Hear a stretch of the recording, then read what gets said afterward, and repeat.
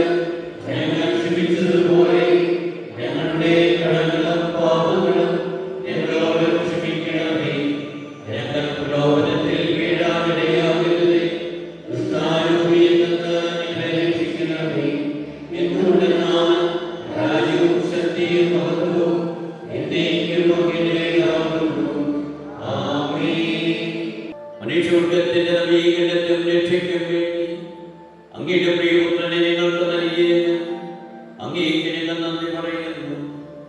മിശിഹായുടെ മാതാവായ പരിശുദ്ധ കന്യകാമറിയത്തെ ഞങ്ങൾക്ക് മാതാവായി നൽകിയ അങ്ങേ ഞങ്ങൾ സ്തുതിക്കുകയും മുഖത്തുപെടുത്തുകയും ചെയ്യുന്നു. രക്ഷാകര രഹസ്യത്തിന്റെ അനുസ്മരണവും ആഘോഷവുമായി വിശുദ്ധ കുർബാന മാതാവിന്റെ തിരുനാളിനത്തിൽ യോഗ്യതാപൂർവ്വം അർപ്പിക്കുവാൻ ബലഹീന